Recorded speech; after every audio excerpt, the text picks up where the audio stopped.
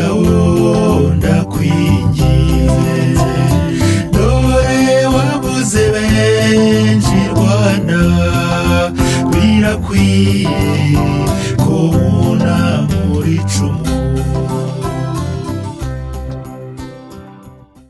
Nshuti muteze amatwi radiyo Urumuri kuri uyu mugoroba nyine wo kuwa kane tariki 20 Gicurasi 2021 hamwe na Kizito Mihigo turavuga tuti aho umwijima n'ibibi byawo byiganje tuzatunga y'urumuri. Radiyo Urumuri rero nayo ije kwirukana umwijima mu mitima yanyu, mu bitekerezo byanyu, aho ibazaniye amakuru abahumuriza, abaha abamenyesha byinshi mutazi. Nicyo radiyo Urumuri yagiriyeho. Uyu mugoroba rero n'ubundi turi kumwe namwe mu biganiro nabateguriye, ariko nk'uko nabibabwiye ibiganiro nkaba ndi bufashwemo na bagenzi banjye batandukanye bakora imirimo itandukanye, abategura amakuru, abakora ku byuma, abakora ku ikoranabuhanga ritandukanye. Bose rero tukaba turi bubane uyu mugoroba, nkaba nabashimiye ku bufatanye. Nkaba ndi kumwe n'umuyobozi w'umuryango udaharanira inyungu kandi umuryango uharanira uburenganzira bw'ikiremwamuntu, Bwana Laurent Munyandirikirwa. Tugiye kugira cya kiganiro uburenganzira bw'ikiremwamuntu. Reka muhe ikaze kandi namusuhuze. Laurent Munyandirikirwa, mwiriwe neza, muraho? Mukomere Aloyizi, mukomere n'abatwumva mwese. Murakoze kuduha ikaze kuri radiyo Urumuri. Radiyo Urumuri turayumva kenshi, turayikunda kubera ibiganiro byiza tugezaho, amakuru yo hirya hino, amakuru yo mu Rwanda, amakuru ku bintu binyuranye bijyana cyane mu bijyana n'uburenganzira bwa muntu ku banyarwanda no ku batuye u Rwanda bose, abwirwa abanyarwanda n'abatuye mu mahanga. Murakoze rero kuba mwaduhaye ikaze kugira ngo tuganire ku burenganzira bwa muntu. Nitwe tugushimiye Bwana Laurent Munyandirikirwa kuba wimeye gusiga ibyo warimo, ndetse tukaba tuzi ko byakuvunnye kugira ngo ubane natwe, ariko imirimo dukora ndetse n'umusaruro uvamo nibyo bituma abantu barenga iminaniro, barenga uburwayi, barenga imvune, bakaza kugira ngo bagire icyo bagezaho abanyarwanda. Urakoze rero.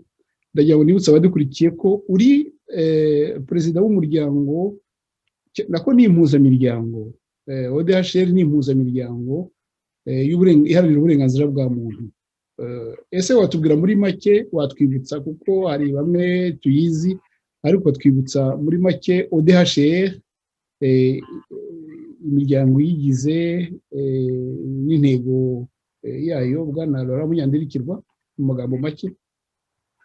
Urakoze Aloyizi. ODHR ni impine y'amagambo y'igifaransa avuga Observatoire des droits de l'homme au Rwanda. Ni umuryango rero wavukiye mu Bufaransa, urarojistre mu Bufaransa, wanditswe mu Bufaransa, ugizwe n'imiryango Ibuka Bose na Riprodor na Clear n'abantu ku giti cyabo. Intego yawo rero ni uguharanira uburenganzira bwa muntu, nicyo bita promotion na protection des droits de l'homme mu gifaransa, ariko harimo gukora za raporo, guteza imbere uburenganzira bw'ikiremwamuntu. Ni ukuvuga guteza imbere no guharanira uburenganzira bw'ikiremwamuntu. ni ibyo ngibyo mu kinyarwanda. Ariko ahanini ni ugukora ibikorwa bijyana n'uburenganzira bwa muntu birimo kureba uko uburenganzira buhagaze mu gihugu cyacu no mu karere, kureba uko amategeko ajyaho, kureba ibitagenda neza, hagakorwa raporo zikabwirwa abo zireba, abayobozi n'abahohotewe, hakabamo no kurengera abaharanira uburenganzira bwa muntu, nacyo ni igikorwa cyihariye ukwacyo. Hakaba rero no kureba umutekano mu karere uko wifashe, kuko umutekano ahanini bitagenda bihungabanya uburenganzira bwa muntu ku bihugu biri muri ako karere, cyane cyane igihugu cyacu kuko nacyo kiri muri ako karere. Muri make ni uko umuryango wacu uhagaze. Ni mushya rero, ntabwo umaze igihe, ni imyaka hafi wavutse muri 2018, ntabwo ari kera, ariko urakora, ukorana n'abandi, ufatanya na radiyo Urumuri, uri muri CCCR, uri no mu yindi miryango. Urumva uragerageza gutera imbere, ariko ukeneye ingufu z'abantu benshi nkamwe nka radiyo Urumuri n'abanyarwanda muri rusange kugira ngo bayihe amakuru y'ibitagenda, kuko ntabwo yakora yonyine ngo bishoboke. Ikorana n'abanyarwanda kandi igakorera abanyarwanda. Urakoze cyane bwana Laurent Munyandirikirwa, umuyobozi nyine wa ODHR, umaze kudusobanurira iyo ariyo n'uburyo ikora. Mukaba mumaze gushyira ahagaragara amatangazo abiri. Ayo matangazo arebana n'iki? Birumvikana ko ari uburenganzira bw'ikiremwamuntu, ariko muyageneye bande? Ababwira iki bwana Laurent Munyandirikirwa?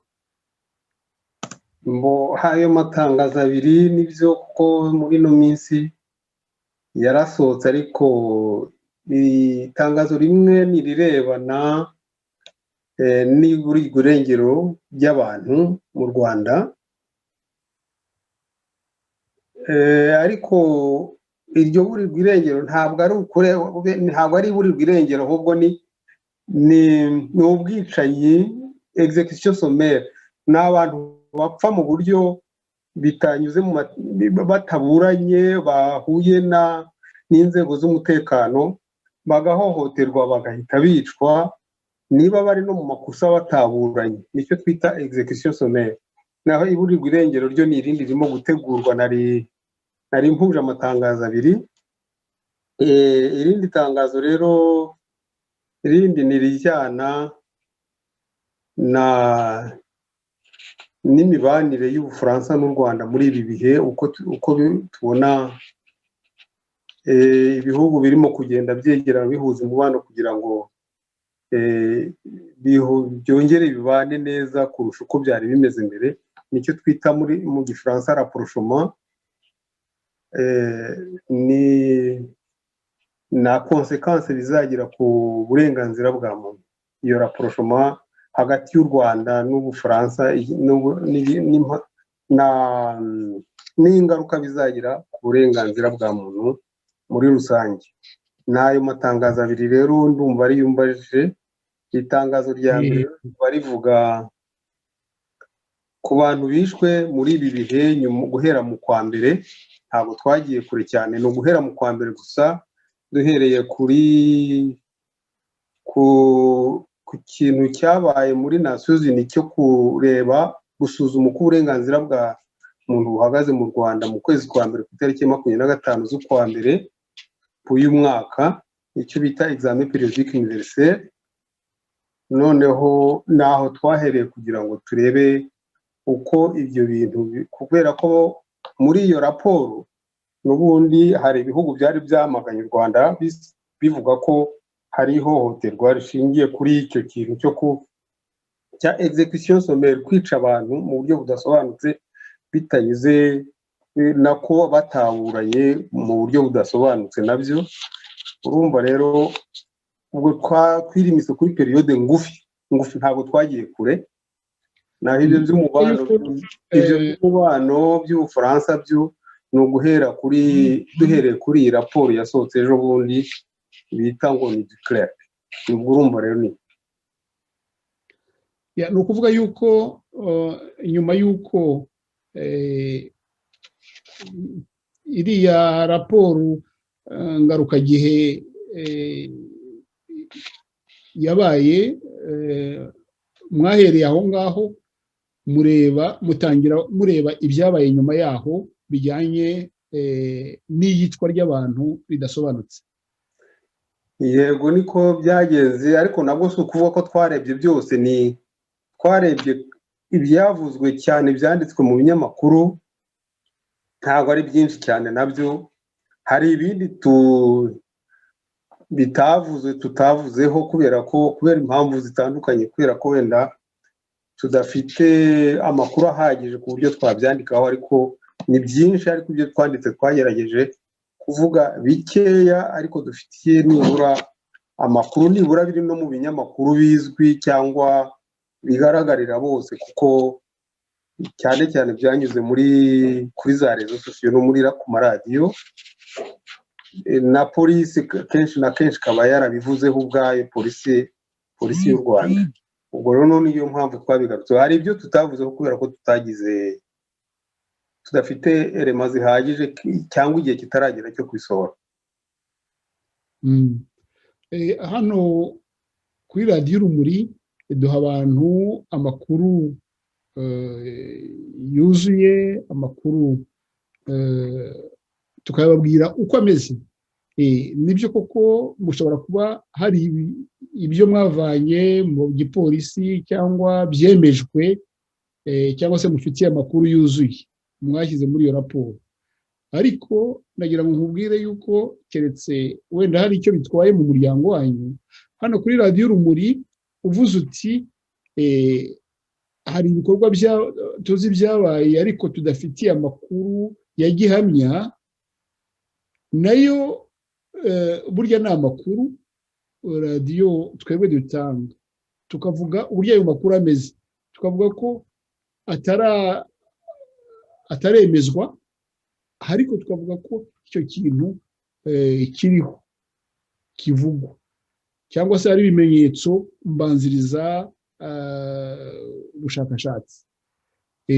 Ntabwo rero wakwivuna mu gihe uri kuganira ku by'uburenganzira bw'ikiremwamuntu ahangaha kuri radiyo Urumuri, mu gihe washyiraho icyo cyuzuzo ukavuga uti hari amakuru twumvise tugikoraho ubushakashatsi y'ibikorwa biri gukorwa hano, kuko hano iyi radiyo tuba tugira ngo ibere imbarutso n'abandi bandi nabo baba bashakashaka kugira ngo bahere kuri icyo kintu, babwira tuti haranuka ikintu hariya, kugira ngo ababishoboye babe bashakashaka. Urakoze rero Bwana Laurent Munyandirikirwa. Gusa nagira nyine ngo tunyurire mu magambo make ubwo bushakashatsi mwakoze guhera mu kwezi kwa mbere kugeza ubu ngubu mu Rwanda bwifashe ibyerekeranye cyane cyane n'iryo yicwa ry'abantu. Ese ryaba ryaragabanutse? Ese ryaba ryariyongereye? Hari abantu benshi mwamenye bishwe? Tunyure muri make Bwana Laurent Munyandirikirwa, perezida wa ODHR. Urakoze. Nk'uko nabivuze, muri iriya suzuma rya Nations Unies ku bijyana n'uburenganzira bwa muntu mu Rwanda ryabaye ku itariki ya mbere ya 25 z'ukwa mbere muri uyu mwaka, ryashingiye kuri raporo u Rwanda ubwabo rwitangiye. Ni raporo iza buri gihe nyuma y'imyaka 5, ariko ishingiye no ku maraporo imiryango itandukanye nayo iba yatanze muri Nations Unies kugira ngo bahuze bavuge ibitagenda mu Rwanda ku burenganzira bwa muntu muri iyo myaka 5, no kureba niba za rekomandasiyo zatanzwe zarubahirijwe kuyabanjiriza. Nyuma rero twebwe duhereye kuri iyo kintu cyo ko ibihugu byinshi byamaganye iyicwa ry'abantu mu buryo budasobanutse, twagerageje gukusanya bikeya. Hari nk'abantu hari abapfuye babuze muri fevrier ko nabo mu kwezi kwa kabiri nabo dukeka ko bapfuye barimo nk'Abahati nawe dukeka ko yapfuye nubwo tutavuga ko yapfuye kuko tutabona ibimenyetso ko yapfuye kubera ko yaburiwe irengero kugeza ubu nta makuru ye dufite ariko abo tuvuga bapfuye nta barashwe ku mugaragaro bakaraswa na polisi cyangwa se ingabo z'igihugu abo barimo nk'umwana w'umusore witwa Tuyizere waguye muri Rulindo ahantu bita Kinihira mu kwezi kwa gatatu itariki 27 hakaba n'indi nkuru yavuzwe cyane yishwe na polisi uriya bavuga ko yarenze ku mabwiriza yo kwirinda covid bamurasa ari kwa nyirakuru ngo nuko bagiye kunywa mu kabari hamwe n'abandi bantu ariko abandi bantu babajyanye kubafunga ibyo biri muri raporo. Hanyuma hari n'indi nkuru yavuzwe cyane y'undi witwa Twiringiyimana Jean de Dieu yavuzwe cyane ya umuntu wayiraporose cyane wayitangaje n'umujournaliste uzwi cyane witwa Cyuma Hassan Dieudonné yarayikurikiye arayisobanura neza n'umusore wiciwe n'abasirikari muri Muyumbu hariya muri secteur Murehe hariya muri Rwamagana mu karere k'Iburasirazuba ni hafi y'Kigali ntabwo ariko iri Kigali hariya kuri za Murehe ni hakurya ya Kabuga. Abandi rero nabo bishwe iriya nkuru yo yanavuzwe cyane ku buryo bimanye n'umurambo kandi ni ya mbere nubwo nayivuzeho nayo umurambo ntabwo bahise bawutanga barawujyanye umara nk'itanu utarawutanga abaturage bategeye bibaza impamvu barasa umuntu bakajyana n'umurambo ntibawutange. N'iriya nkuru ya Twiringiyimana wishwe n'abasirikare nawe umurambo barawujyanye kugira ngo abawukurikiranye bazabone byabaye ingorane zikomeye ndetse n'uwawukurikiranye witwa Mukamunana Innocente yagize ibibazo n'ubu yarabuze guhera mu kwezi kwa kane tariki 25 kwandika inkuru amakuru dufite nuko yabuze kandi n'ubu biracyasohoka ko yabuze kuri za Twitter no kuri Facebook birasohoka ko ataraboneka uwo mudamu kandi akazira ko yavuze ibitaragenza akavuga ko yakurikiranye n'uwo murambo w'umuntu wabo muri famiye. Abandi rero nabo bishwe banyuranye mu buryo bunyuranye ariko bakicwa muri contexte zisa n'abantu bicwa muri Rubavu ku mupaka wa Kongo n'u Rwanda bakaraswa n'ingabo buri gihe ngo hari ahantu batagomba kunyura kandi bamara kubarasa bakakoresha inama abaturage n'ubuyobozi buhari bukabwira ko hari ahantu batagomba kuhanyura ariko si icyo kibazo kuko ntibibaza impamvu abaturage bakomeza kuhanyura nubwo bitwa ariko bagakomeza kuhanyura. Icyo kibazo rero ntibagikemure ku bundi buryo aho kubarasa. Ese ikibazo gukemura ikibazo neza ni ukubarasa ngo ni ukwikanga ko baterwa na FDL ngo hagire umwanzi noneho hanyuze wese akitwa umwanzi kandi bazi neza ko abaturage bahagenda. Ibyo bikaba ari ikibazo. No kuri kayindi ingufu bashyiramo usanga ari umurengera kugira ngo bakemure ikibazo. Kuri ka ya Tuyizere naho kugira ngo bakemure ikibazo cyo kwirinda covid eske ikibazo igisubizo ni ukwica umuntu n'abaturage ubwabo bibaza icyo kibazo mu binyamakuru y'ibisomye ko abaturage babibazaho bibaza niba gukemura ikibazo ari ukwica umuntu. Bwana Laurent Munyandirikirwa umbabarire mu rugoye gato akabazo kazamuwe n'ibyo umaze kuvuga mu kanya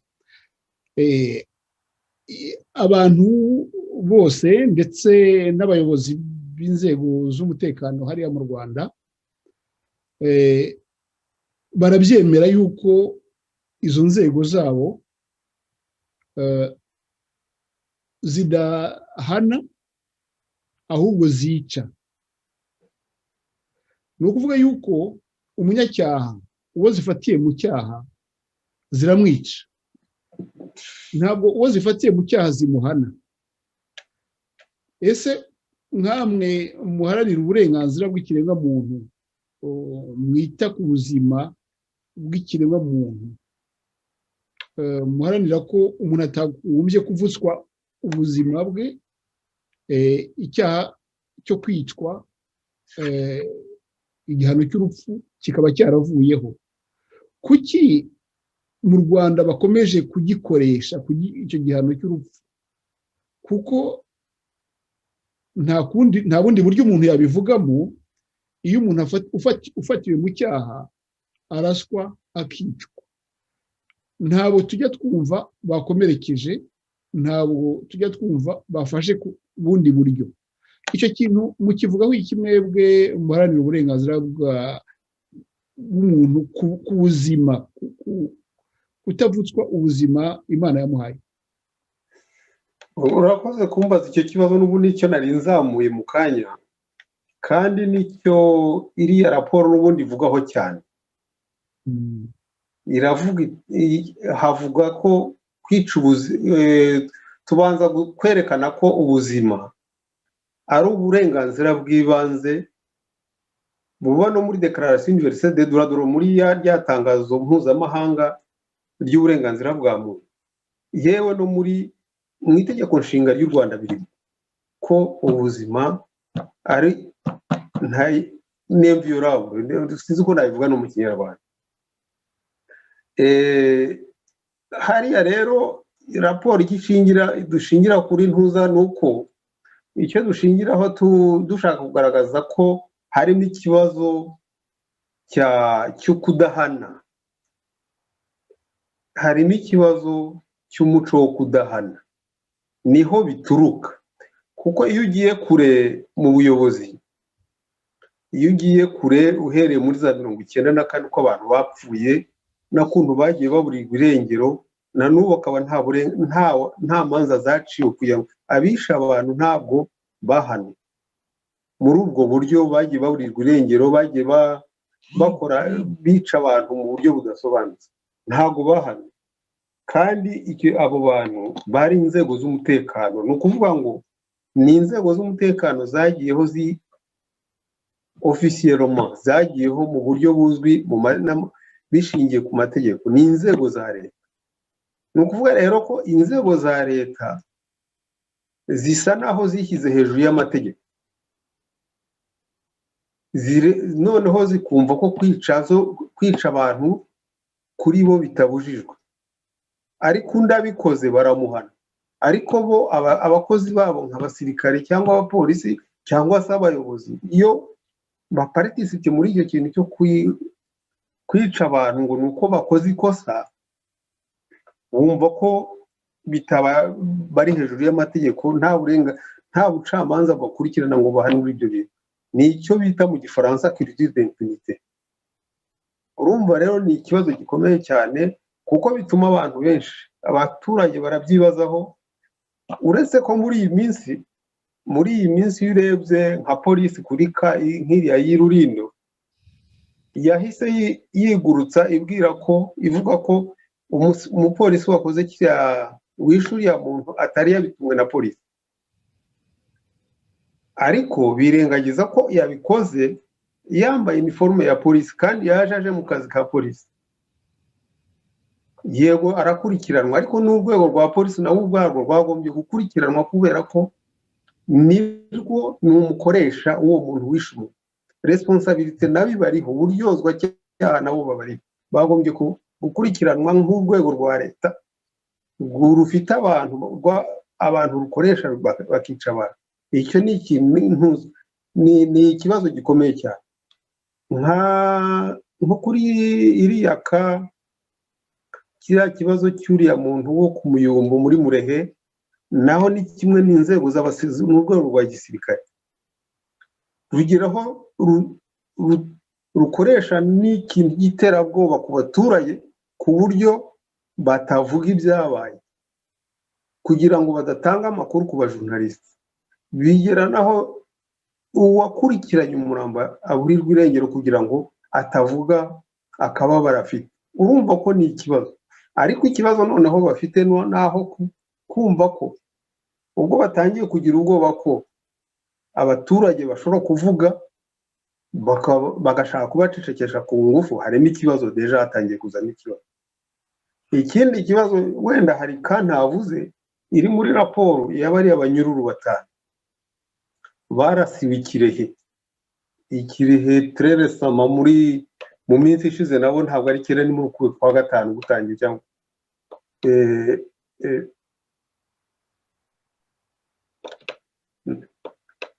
nibyo nivuga hose. Nabo ni abantu bari bavuye muri ni abafungwa bari bagiye kuri polisi bategereje kuburana, ni nk'abakuye muri prison babajyana ahantu bategerereza kuburana, kubera ko ni nka transfer type, ariko ntabwo ari transfer nyayo, ni ukubakura ahantu kugira ngo babegereze aho baburanira, ariko barindwe kuri station de police. Kubaziza byonyine ngo bashatse guhunga, ariko biriya byo iyo tugiye mu byabaye no mu myaka yashize no muri izo raporo zavuzwe muri examen périodique universelle, ni abantu bagiye babaho, ni pretext, niyo justification bagiye batanga ngo umuntu yashatse gutoroka, noneho bakamurasa gutyo, kandi mu buryo budasobanutse. Nta enquête zagiye zikorwa kugira ngo bigaragare neza ko abantu kuko bashatse no gutoroka. Ni ka zizwi, harimo nka Kaya Gasakure baravuze ngo yarwanyije abapolisi. Hari n'izindi raporo twagiye dukora tuvuga ivyo bibazo by'uko abantu baraswa mu buryo budasobanutse, bavuga ngo bashatse gutoroka byonyine. Ariko wasubira inyuma muri rya jambo ryavuzwe na Perezida wa Repubulika ari mu majyaruguru ahantu muri za Karago, avuga ngo bazajya barasa abantu ngo imiryango iharanira uburenganzira bwa muntu ngo ibabajwe n'ifatwa ry'abantu no kwicwa kw'abantu b'abanyabyaha, niko bavuga, ngo ahubwo aho kubafata tuzajya tubarasa ku manywa y'ihangu, ahubwo ikizakurikiyeho no kubarasa ku manywa y'ihangu. Urumva ko cya kindi navugaga nk'imiryango igenda ibona imiryango y'uburenganzira bwa muntu cyangwa se za raporo za ambasade zatanzwe muri ubwo buryo, usanga zigaragaza, usanga noneho ubuyobozi bwo hejuru, iyo uvuze gutyo uba ushyigikiye ko inzego z'umutekano zica abantu, kandi aho kubajyana mu bucamanza, niba bafite icyaha bajyana mu bucamanza. Ni ukuvuga ngo za nzego rero z'umutekano zigiye hejuru y'ubucamanza. Niho rero na ya culture d'impunité, wa muco wo kudahana ukomerera aho ngaho rero. Ariko se Bwana Laurent Munyandirikirwa, iyo bigenze bityo, izo nzego zikajya hejuru y'amategeko zishyiriyeho mu gihugu ndetse no hejuru y'amasezerano mpuzamahanga ziba zarashyizeho umukono, mwebwe abaharanira uburenganzira bw'ikiremwamuntu muravuga mukabyandika nk'ibi ngibi bikajya mu maraporo, ariko twebwe abaturage, kuko ndi kubariza abaturage, twibaza niba icyo gikorwa cyanyu gihagije, kuko basa naho kuvuga kwanyu babiciye amazi. Urabyivugiye nawe uti barasakuza, perezida yaravuze ngo barasakuza ngo ariko tuzajya tubarasa ku manywa y'ihangu. Ni ukuvuga ko atitaye ku byo muvuga no kuri ayo maraporo yanyu. Ese ntabwo mwari mukwiye gutera intambwe mukagira ibikorwa byo kuryoza abo bantu bahonyora amategeko n'amasezerano mpuzamahanga? Mwebwe muba mwagaragaje ko ibyo bikorwa babikoze, muba mwakoze za enquête, ntimushobora gutera intambwe ngo mubakome mu nkokora, mubaryoze ibyo bintu byakozwe, kuko niyo mubivuze biragenda nyine bigacira aho ngaho, ejo bagakora ibindi, ejo bundi bagakora ibindi. Ese ntabwo mubifitiye ubushobozi? Ese murabufite ntimubukoreshe? Ese ntabwo muterwa ipfunwe no kubona mukora amaraporo ntibigire icyo bitanga? Bwana Laurent Munyandirikirwa, izo mpungenge n'ibyo bibazo abanyarwanda cyangwa se abaturage barabyibaza. Biteye impungenge ku mpande nyinshi, ku baturage, ku miryango yandika izo raporo, yewe no ku mibanire muri za raporo za ambasade z'ibihugu zikorera mu Rwanda.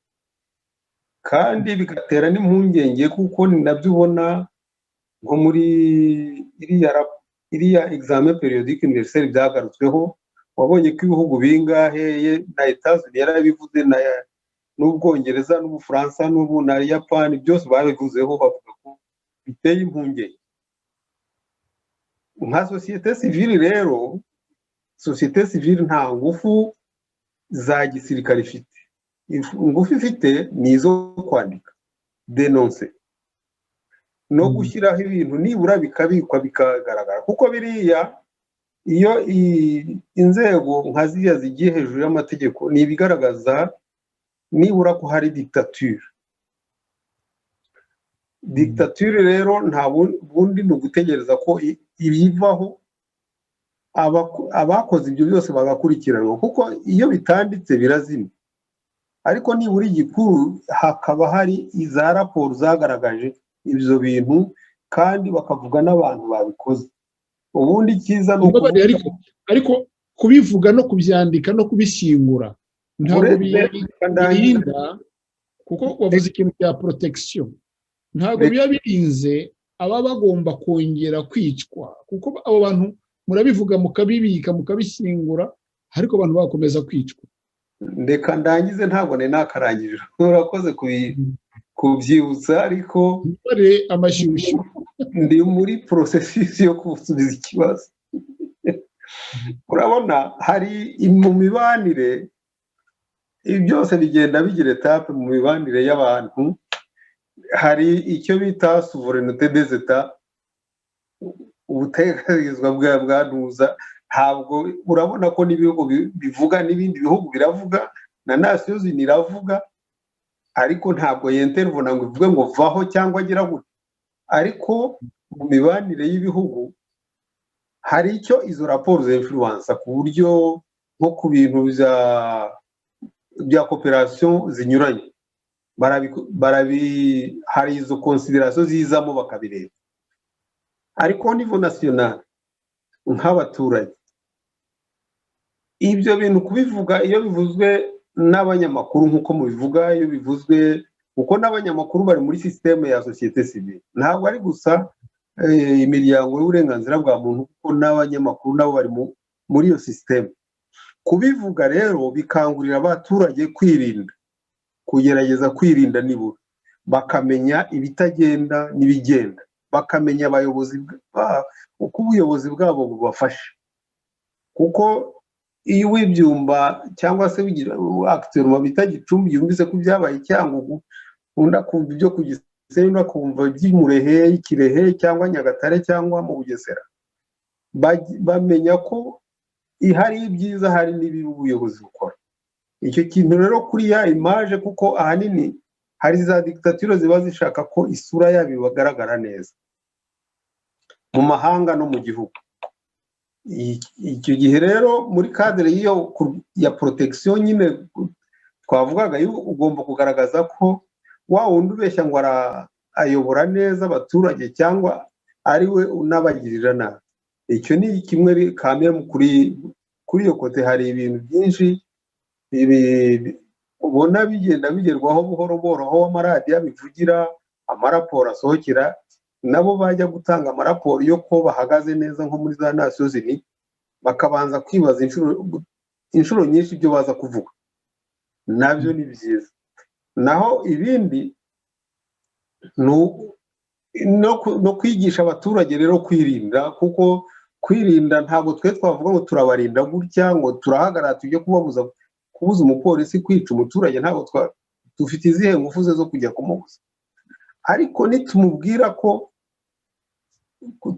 nidutanga izo raporo cyangwa tukavuga aho byabaye, n'abaturage bazajya bamenya uburyo bitwara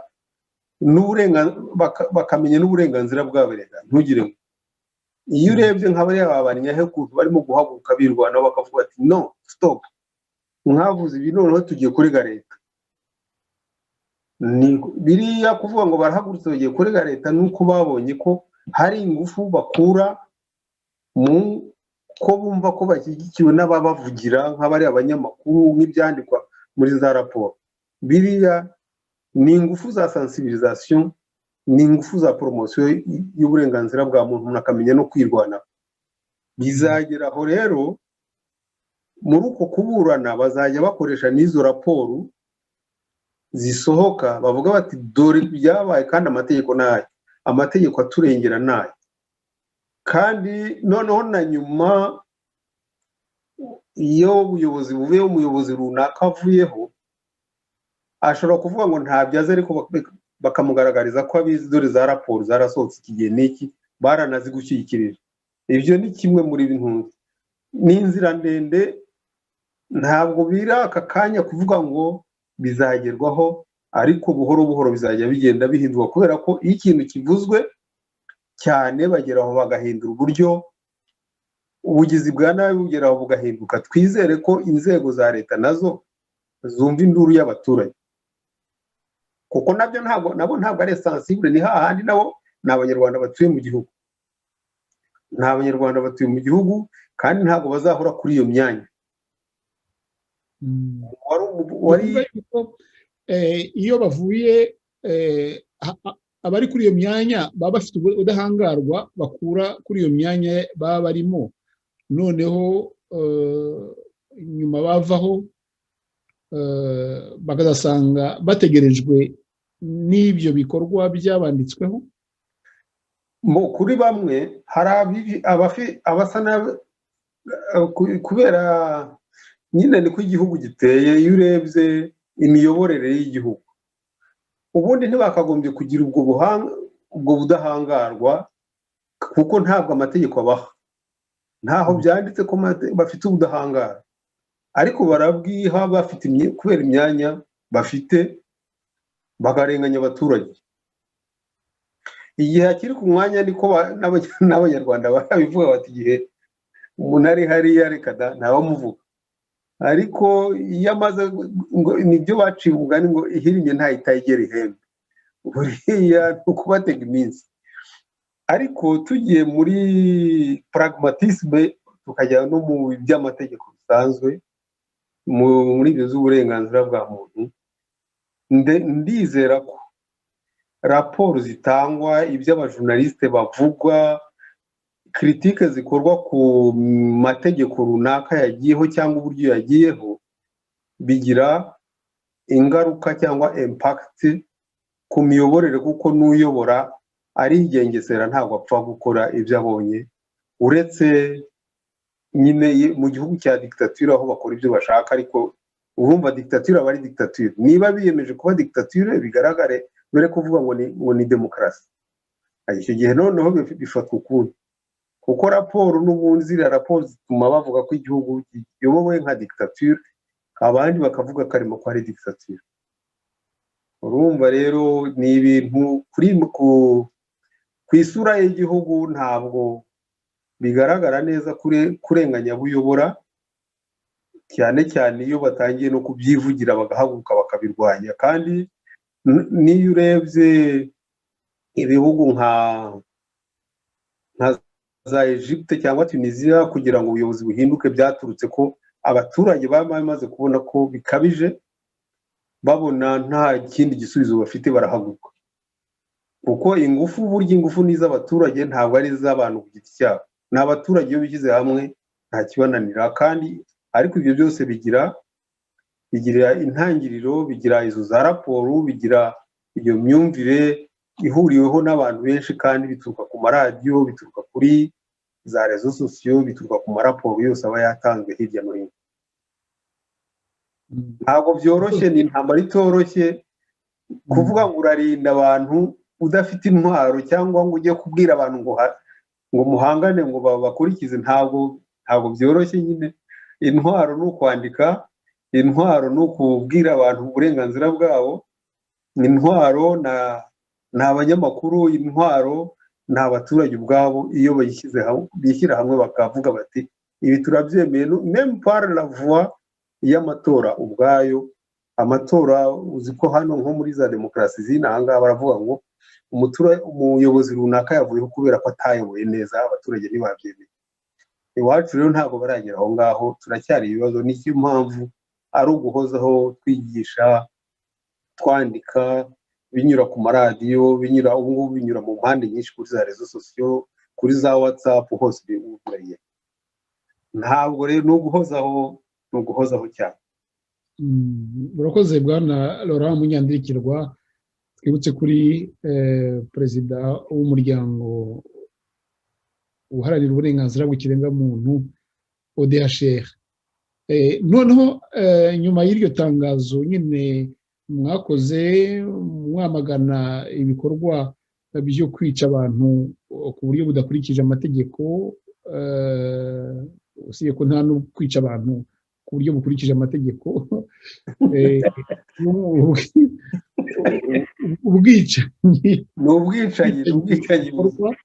ni ubwicanyi butunguranye urebye someri, bukozwe n'inzego z'umutekano. Ubwicanyi bukorwa n'inzego z'umutekano murabyamagana, mutanga n'ingero n'ibihamya n'ahantu. Nyuma yaho ariko sinzi niba hari ukuntu bifite isano n'itangazo rindi mwakoze muri iyi minsi. Perezida w'u Rwanda yari mu Bufaransa bagira ngo bazure umubano w'u Rwanda n'Ubufaransa, noneho mukora itangazo rijyanye n'uwo mwuka uriho wo gushaka kuzamura uwo mubano. Mwabisanisha mute n'ivyo bikorwa bindi by'amabi akorwa na leta y'u Rwanda? Kubisanisha ihuriro ni uburenganzira bwa muntu, kubahiriza uburenganzira bwa muntu, niryo huriro gusa, no kurwanya umuco wo kudahana. Kuko itangazo ry'ubwaryo rirabisobanura, rivuga ko kuba ibihugu ubwabyo bizura umubano wari utameze neza, ku bwabyo ni ikintu cyiza, kuko ibihugu bibanye neza ni mu nyungu z'abaturarwanda, ni mu nyungu z'abafaransa, ni mu nyungu z'ibihugu byombi, kuko nta kibi kirimo kuba igihugu cy'Ubufaransa cyazura umubano n'u Rwanda, ntabwo ari bibi. Twebwe impungenge byaduteye, ntabwo twagize impungenge ziturutse kuri uwo mubano.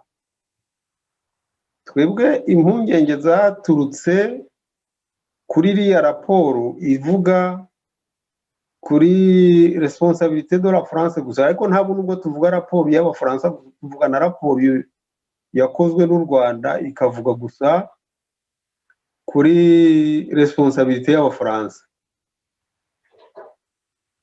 Impamvu ni uko bishingiye ku ntambara yabaga mu Rwanda guhera muri 1990 kugera muri 1994, aho ibyaha byinshi byakozwe, harimo jenoside, harimo crime contre l'humanité, harimo ibyaha by'intambara n'ibindi byaha byose byibasiye inyokomuntu. Ariko kavuga ku ruhande rumwe, nk'aho kuri terrain, aho abantu kuri terrain imirwano yaberaga, ukagira ngo ni Abafaransa bari icyo gusa. abafaransa nibyo barashyigikiye, ariko twe tubona ko icyo abafaransa ahubwo impamvu responsabilité batsindagira cyane u Rwanda rwakunze gutsindagira Ubufaransa, ntiruvuge Ubugande, ntiruvuga Abanyamerika, ntiruvuga Abongereza, ntiruvuga Ababiligi n'ibindi bihugu byari muri kiriya kintu cyo mu Rwanda cyangwa se Nations Unies. Ahanini twe twabishyize mu bintu bitatu.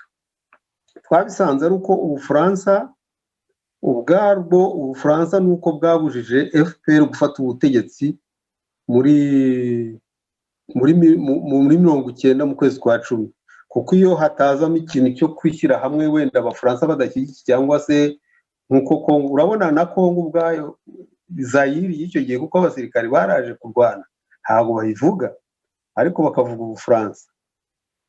Bavuga tuti nuko nyine nka puissance babujije FPR guhita ifata ubutegetsi icyo gihe, wenda intambara igatinda. Icyo ni kimwe. Ikindi cya kabiri twashyizeho nuko hari ikinyamakuru Liberation cya hano cyo mu Bufaransa cyanditse ko Kagame muri 1991 yatumiwe n'Ubufaransa ari muri hoteli hano i Paris, noneho bakabyuka mu gitondo bamufunga bakamujyana kuri polisi bakamufunga, bakaza kumurekura nyuma.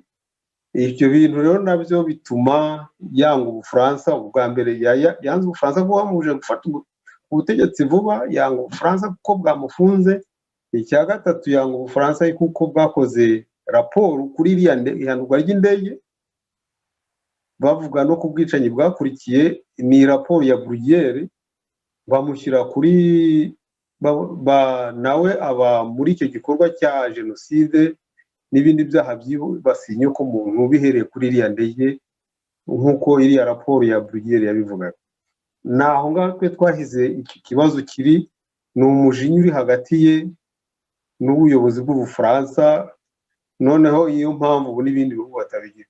Naho twe tukavuga tuti izo raporo ntabwo zuzuye, yaba iy'u Rwanda yaba n'iy'Ubufaransa ntizuzuye, kuko zivuga uruhare rumwe, ntizivuga uruhare rwa FPR, ntizivuga uruhare rw'Ubuganda n'ibindi bihugu byashyigikiye iriya ntambara ku mpande zombi. Noneho izindi mpungenge ODHR ifite ni uko nyine ibyaha byakozwe muri icyo gihe ntabwo bizakurikiranwa. Iyo ukurikiye uko bigaragara, usanga mu mubano wabo bashishikajwe n'inyungu zindi zirebana na politiki gusa, ariko bakibagirwa cyangwa bakiyibagiza gushyigikira iyubahirizwa ry'uburenganzira bwa muntu, ririmo n'uburenganzira tuvuge uburenganzira bwo kurwanya umuco wo kudahana, uburenganzira ku bucamanza. Izindi mpungenge rero ODHR nanone yagaragaje ni kutubahiriza uburenganzira bwa muntu bigaragara cyane, byagaragaye kuva muri 1994 kugeza ubu, biracyakomeza na nyuma y'iriya raporo n'iriya suzumwa rya Nations Unies ryakozwe 25 Janvier z'uyu mwaka. Nyine twahereyeho tuvuga kuriya kwica abaturage bishwe n'inzego z'umutekano mu buryo usanga bishingiye ku muco nyine wo kudahana. Ibi byose rero tubikubiye hamwe dusanga nizo mpungenge twagaragaje muri ririya tangazo, ariko dusaba guverinoma France ko muri uwo mubano batashingira gusa ku mubano wa politike gusa, ariko mu mibonano yabo bahura nabo bazasaba igihugu cy'u Rwanda gushingira ibintu byabo development y'igihugu ku kubahiriza uburenganzira bwa muntu, kuko niho iterambere rirambye rizagaragara. Naho ubundi bintu bitarimo uburenganzira bwa muntu iterambere ryaho rirajegajega, ntabwo riba rirambye kandi ntirigaragara. N'isura nyayo igaragazwa n'uko uburenganzira, isura nyayo y'igihugu nziza igaragazwa n'uko uburenganzira bwa muntu bwubahirijwe. Ngerageje kubigenekereza mu kinyarwanda n'uko itangazo riteye. Urakoze cyane. Itangazo ni iryo kugira ngo Abafaransa imfashanyo bagenera u Rwanda, ibintu byose babanamo n'u Rwanda, bajye bahora barwibutsa yuko ibyo bintu byo kubahiriza ubuzima, mbese kudakora ziriya mfu, duherewe naho kuri ziriya mfu zo mu itangazo rya mbere, yuko ibyo byose babireba bagasaba u Rwanda yuko byahagarara. Ibyo ngibyo n'ibindi bihugu byose mu mibano mpuzamahanga nko muri Union Européenne, u Rwanda ruri nako Ubufaransa burimo, muri Nations Unies aho bufite influence hose, icyo kintu bukakigarura ko kubahiriza uburenganzira bwa ibintu byose kooperasiyo igomba gushingira no kubahiriza uburenganzira bwa muntu. Ntabwo ari ku Bufaransa gusa, ariko no mu zindi nzego Ubufaransa burimo, niyo kooperasiyo wenda ni bilaterale ariko bikajya au-delà, niyo ntibihagare strictement au-delà de la politique. Nako kantu nagiraga ngo kagaragare neza n'isano bifitanye na ririya tangazo rya mbere. Urakoze cyane. Hari ikibazo kinjemo mu byerekeranye n'imibanire y'ibihugu ndetse no kubahiriza uburenganzira bw'ikiremwamuntu muri iyo mibanire, no kuba ibihugu byakeburana cyangwa bigashingira umubano mbese muri izo ndangagaciro zo kubahiriza uburenganzira bw'ikiremwamuntu. Mu bishingiye kuri biriya bintu by'umubano w'Ubufaransa, ariko tukiri muri urwo rwego, mu gihe bariya abaperezida, uzi ko Ubufaransa bwari bwatumiye abaperezida b'Abanyafurika kugira ngo bavuge ku byerekeranye n'uwo mubano n'ubwo bufatanye, ndetse n'ukuntu ibihugu bya Afurika byakoroherezwa ku ngaruka mu rwego rw'ubukungu, ku ngaruka zabaye hakurikijwe iyi COVID, iki cyorezo. Abo perezida bahuriye mu Bufaransa. Hariya hantu nta kintu cyitwa kubahiriza uburenganzira bw'ikiremwamuntu, urebye iyo nama cyavugiwemo, usibye ko turabigarukaho mu kanya, muri kulise ibyo bintu by'uburenganzira bw'ikiremwamuntu byihamagayemo, nk'uko ndibuze kubikwereka mu kanya, kuko ari ibintu utapfukirana ubwabyo byipfukura. Ariko muri iriya nama, Bwana Laurent Munyandirikirwa, ntabwo byashyizwe ku murongo w'ibyigwa. Mubona bitababaje nkamwe muharanira uburenganzira bw'ikiremwamuntu? Hariya biterwa inama, biterwa n'ikigamije. Hari ukuntu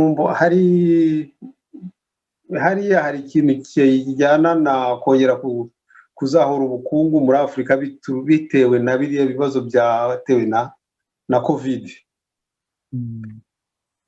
Ntabwo yari inama strictement ijyamo n'izo za gahunda z'uburenganzira bwa muntu, ariko nayo ubwayo iyo ugiye kure, tugiye muri rusange, ni uburenganzira bwo kubaho, ni za droits socio-économiques.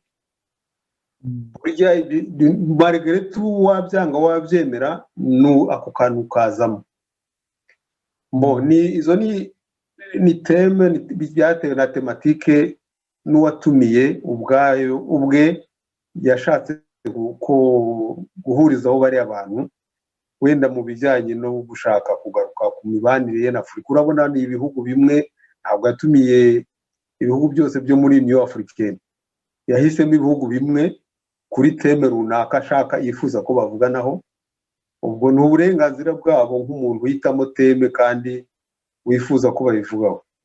Icyakora haramutse habaye nk'izindi nama nazo zivuga ku burenganzira bwa muntu muri Afurika, byaba byiza ça serait très intéressant ko bavuga n'ikibazo cy'uburenganzira bwa muntu muri Afurika, urugero bituma haba nk'impunzi zigwa muri Mediterane, cyangwa se ziriya ntambara z'urudaca ziri muri Somalia, muri Congo, muri hariya muri Chad na Libya.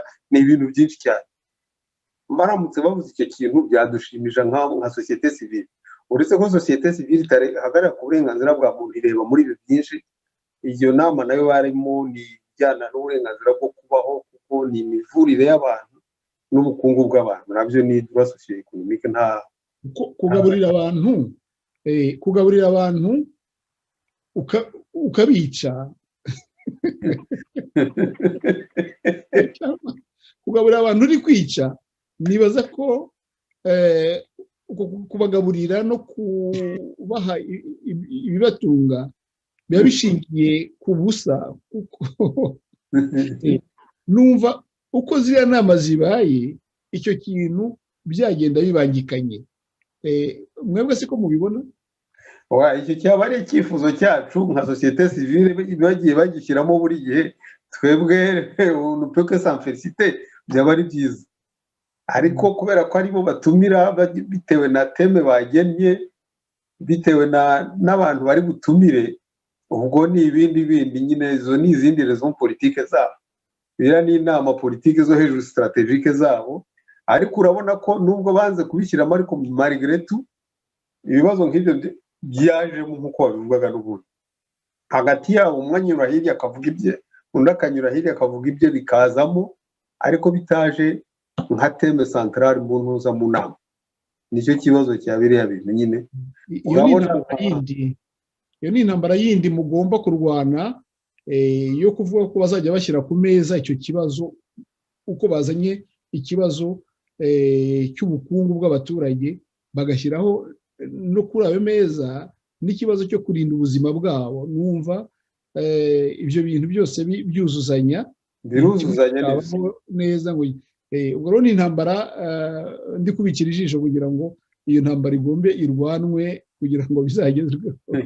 Ni intambara ihoraho ya buri wese, ariko buri muntu wese aharanira uburenganzira bwa muntu, nuko byitirirwa bamwe ngo nuko bari muri societe civile.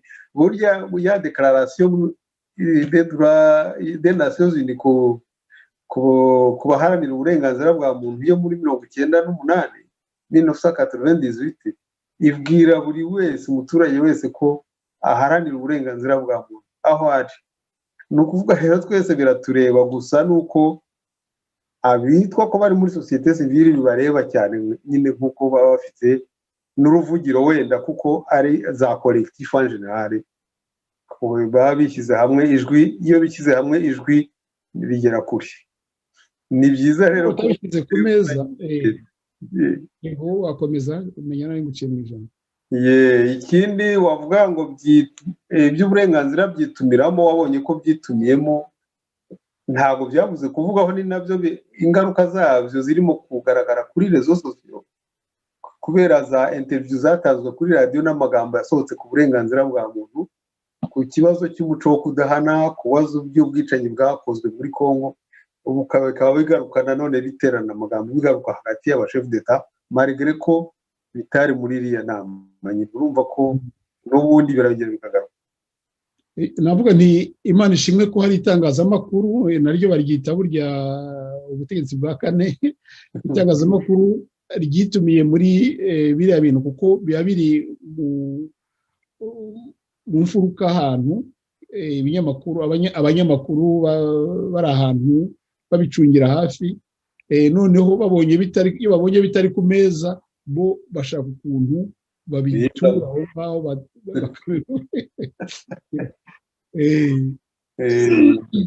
Wabibonye rero yuko, kuko turi kuvuga ku burenganzira bw'ikiremwamuntu mu Rwanda no mu karere, wabonye ko ejo bundi ku wa mbere, ku wa kabiri nyine, mu gihe ziriya nama zari zirimo ziba, abanyamakuru bafataga umuperezida cyangwa se umukuru w'igihugu runaka bakamushyira ku ruhande, bati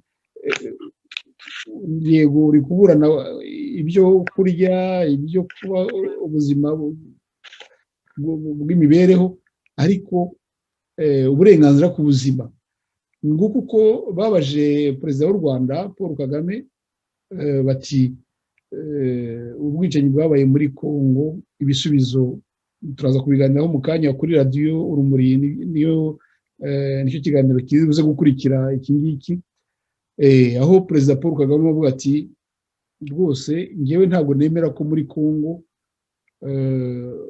mu burasirazuba bwa Kongo habayeho ibyaha mpanabyaha by'ubwicanyi ni ikintu ngira ngo cyatangaje isi kuko isi yose izi ibyabaye hariya hantu ntabwo bikiri ibanga hari za raporo zakozwe hari abatangabuhamya bari bahari hari ikoranabuhanga ririho ibyo bintu byose bigaragaza ko biriya byaha byakozwe kumva umuyobozi w'igihugu uhakana ibyaha nka biriya isi yose izi nkamwe muharanira uburenganzira bw'ikiremwamuntu mubivugaho iki ese abantu bagira cyizere ko umuntu nk'uwo yari umukuru w'igihugu ashobora kubahiriza uburenganzira bw'ikiremwamuntu akubahiriza ubuzima bw'umuntu mu gihe abapfuye bigaragara bishwe we ageraho asuzugura ubuzima bwabo bigeze hari kiriya kintu mwe mugifata mute bwana Laurent Munyandibikirwa njyewe harimo ikibazo kimwe uramubaza nk'umuntu witaruye ikibazo se cyangwa nk'umuntu wagize uruhare muri icyo kibazo nicyo kibazo kiri aho ngaho umujurnaliste wamubajije yagize neza kukimubaza kugira ngo amurebe kandi ntabwo ari ejo bundi abihakanye na kera yarabihakanye urabibuka muri 2010 ko barwanya intambara y'inkundura kugira ngo raporo idasohoka bavuga ngo nisohoka ingabo z'u Rwanda ziri muri za Sudani na hehe hose barazikuraho no muri za Mali Nations Unies ikabisubitse kuyisohora ariko iyo raporo igasohoka mu binyamakuru icyo bita mu gifaransa ngo ça fuite les informations fuite birasohoka raporo isohoka mbere yuko badesida kwisohoka iyo ntambara barwanaga ni uguhakana ibyaha byakozwe n'ingabo zabo muri Kongo nose urabwira umuntu uwohereje ingabo muri Kongo zikamara abantu kuriya uramubwira ngo niyemere icyaha yemere ko ibyaha byabayeho nabyemera araba yireze ntabwo rero numva nta gishya hariya kibaye njye mbona ari ikintu normal kuba yabihakana kuko yabigizemo uruhare kereka ari umuntu wemeye kwemera icyaha akirega agasaba imbabazi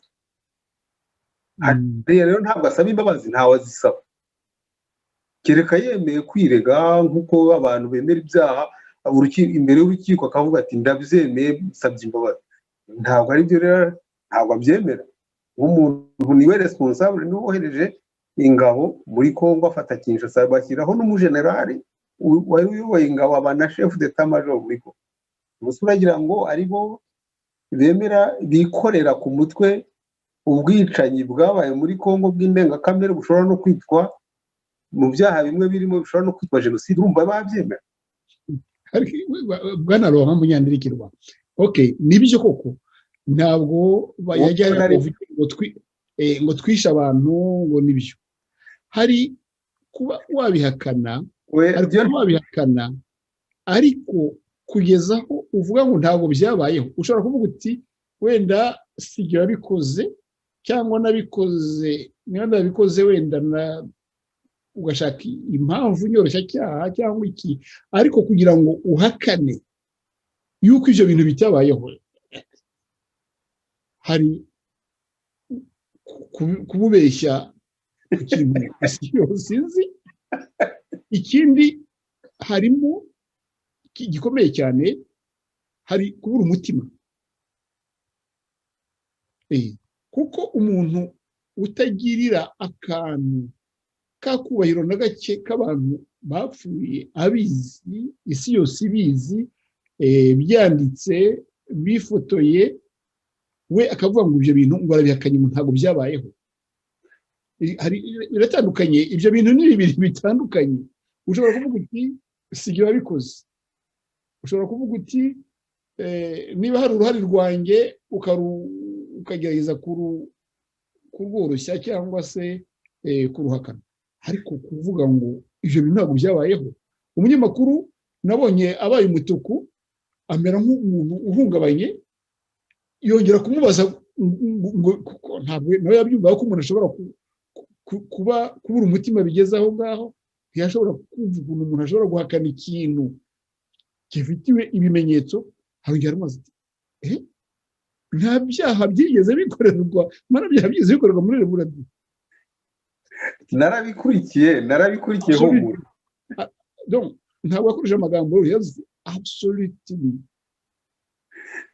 narabikurikiye rwose, ndabisubiramo, ndabyemeza, nta cyaha na busa kigeze gikorerwa muri Repubulika Iharanira Demokarasi ya Kongo.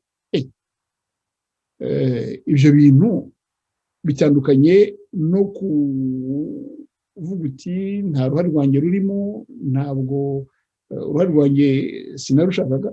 Ibyo bintu urumva bidateye inkeke nko ku bantu baharanira uburenganzira bw'ikiremwamuntu. Hari umuntu ufite uruhare mu kuba yabuhungabanya, akaba afite umutima umeze atyo, nta mpungenge z'ikirenga cyangwa se z'inyongera mubona muri iyo myitwarire. Twebwe impungenge nk'abantu bakurikiye kiriya kiganiro cyangwa abantu bazi ibyabaye muri Kongo, impungenge zahozeho kuko ntibigeze babyemera. Hariya nuko abivugiye kuri radiyo hariya n'ubundi ntiyigeze abyemera, kandi ingabo zarize zose zagiye biriya bavuga ngo za FDR nta yari ifite abahese basirikare. Nta ikintu arahakana, nuko yaranga kwemera responsabilité ye nk'uko n'izindi n'ibyabaye mu Rwanda yarabihakanye. Hagati ava i Uganda ajya mu Rwanda yarabihakanye, n'ibindi rero ntabwo azabyemera. Niyo mpamvu akomeza no kubihakana. Urumva, nta kuvuga rero ngo impungenge turazifite, kuko iyi attitude yagaragaye depuis le début batera u Rwanda kugera bagera i Kongo.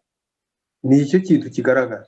Hariya rero agaragarije abanyamakuru n'amahanga, kuko ari ni radiyo mpuzamahanga ikurikirwa n'abantu benshi na Nations Unies, agaragaje attitude ye imbere y'ibyabaye n'abavictime bose. Niyo mpamvu ubona byateye impagarara muri Kongo.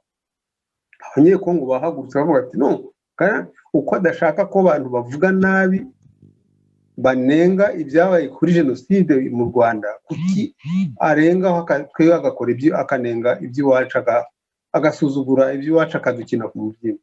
Urumva nizo position ebyiri zihari. Naho kuvuga ngo birakabije byo ndabizi ndabibona, gusa nuko iyi attitude kugira ngo abantu bayumve ni ukwishyira mu mwanya we nk'umusirikari, nk'umuntu wohereje abantu, kumubwira ngo yemere biriya bintu ntabwo biri nonaha, kereka waba wamushyizeho izihe ngufu kugira ngo kereka ari en position de faiblesse. Buriya yitwa ko ari en position de force, niyo itumye uvuga biriya, ariko ari en position de faiblesse noneho yasaba imbabazi cyangwa agakomeza akananangira. Hari abantu bameze kuri buriya ni ku mutima umeze wo kunangira, yaranangiye. Nibyo ni ukubifata kuriya ko yanangiye, ariko kabigaragaza noneho ku rwego mpuzamahanga. Raporo mapping zirahari n'izindi raporo, hari n'ibindi bigenda bivumbuka nyuma y'izo raporo, birazwi. Noneho n'izi raporo c'est bien documenté ko abantu bapfuye. Uhera inyuma rero ngo arabihakanye, mumurekere mu mwanya akomeza bihakane nta kundi niyo pozisiyo afite ntabwo ari muri pozisiyo yo kuvuga ngo ndabyemeye kugira ngo agere muri iyo pozisiyo ndabyemere nuko yaba ari muri pozisiyo de faiblesse ntabwo ari muri pozisiyo de faiblesse hariya ntabwo ari iyo pozisiyo arimo ariko raporo zo zifite uko ziteye ni raporo mpuzamahanga ntabwo zanditswe n'abantu neutre abantu badafite aho bahuriye n'ikibazo cy'u Rwanda n'ikibazo cya Kongo ku buryo wajya kuvuga ngo barabogamye ntaho bihuriye niyo wavuga ngo barabogamye na biriya yongeyeho ngo ni za raporo controverse arashaka gushyiramo ibyo wa munyamakuru wa hano yagiye gukora ntuza ko atayemera wa mu journaliste w'inaha wagiye mu ndege akagenda akavuga ngo nawe yakoze urwo rugendo nk'uko abandi barugenze noneho akanabaza n'abana batariho icyo gihe cyangwa bari abana bato akaba ari babaza ntabwo yabajije abantu ba les victimes ntabwo yababajije kandi barahari benshi ntabwo yagiye ikisangani ngo abaze bari abantu kiwose ufere ragere iriya ntambara hagati y'u Rwanda n'Ubugande hapfuye abantu bagera ku 4,000 ntabwo abo bose yababajije kandi ni ibintu documentaire birahari ntabwo rero kuvuga ngo yarabihakanye niko ni ukumufata uko ukamwakira uko ari niba ari uko yabibonye nuko yabibonye nuko kumwakira ariko amakuru arahari igikuru ni nacyo cyatangaje n'uwo munyamakuru uko yabisubiyemo kenshi nawe atangara ubona ko hari etone ko umuntu ahakana ibintu bizwi bigaragara urakoze cyane ku kiganiro cyiza uduhaye ku byerekeranye n'amatangazo mwasohoye ku burenganzira bw'ikiremwamuntu n'uburyo buhonyorwa haba ari mu Rwanda no mu karere Bwana Laurent Munyandirikirwa umuyobozi wa ODHR niba hari ijambo ryo dusoza ikiganiro cyacu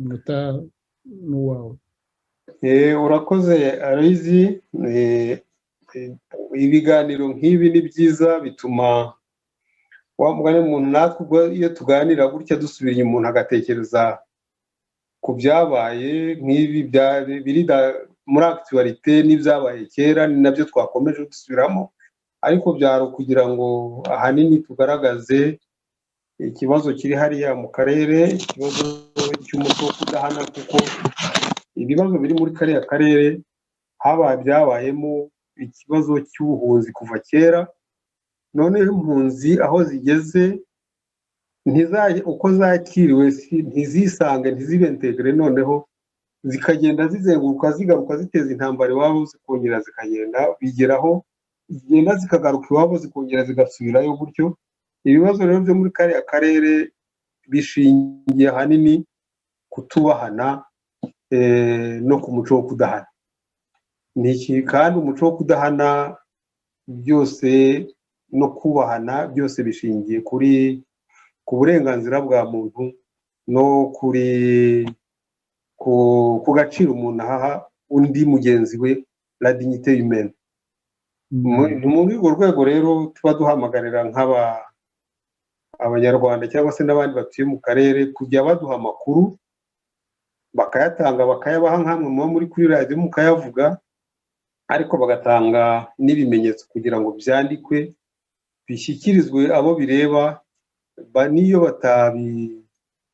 batabiha igisubizo ariko nibura bikaba biri ahantu bibitse bigaragaza uburyo imiyoborere yifashe mu gihugu n'uburyo abene wacu abene igihugu bafashwe nubwo baba bavuga ko hari iterambere ryo ku rurimi umuhanda n'umuhanda ariko ubuzima bw'umuntu nta kiguzi ntacyo wabugereranya nacyo urakoze rero kuba muduhaye akanya ko kuba tuvuze ku burenganzira bwa muntu tuzongera buriya muzaduhe n'akandi kanya tuvuge ku bibazo by'iburirwa irengero buriya nabyo tuzabasaba akanya tubivuge murakoze cyane urakoze cyane Bwana Laurent Munyandirikirwa nibutsa abadukurikiye ko uri perezida w'umuryango ODHR Observatoire des droits de l'homme nkaba abadukurikiye aho turebera amashusho,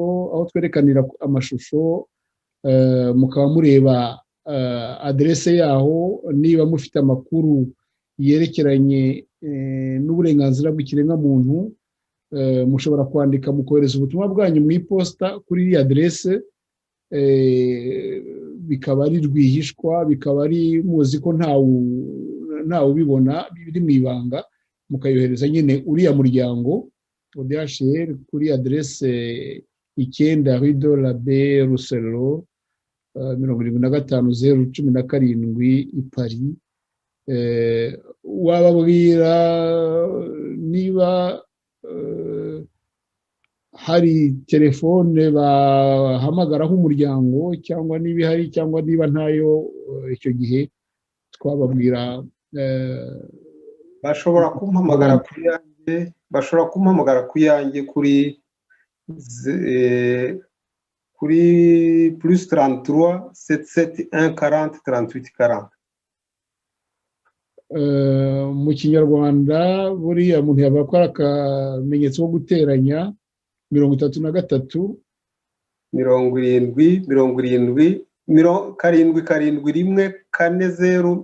70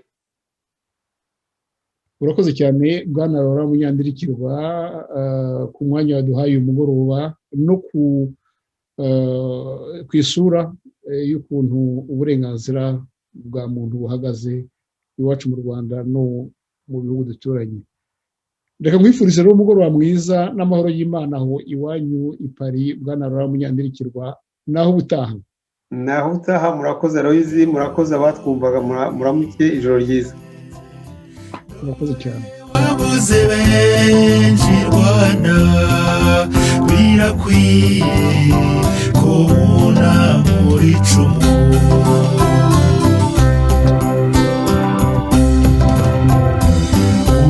Umuhanzi wahawe impano mu kuririmba, agahanika agahogoza, mu byivugo, mu mahamba n'amazina y'inka, mu bugeni no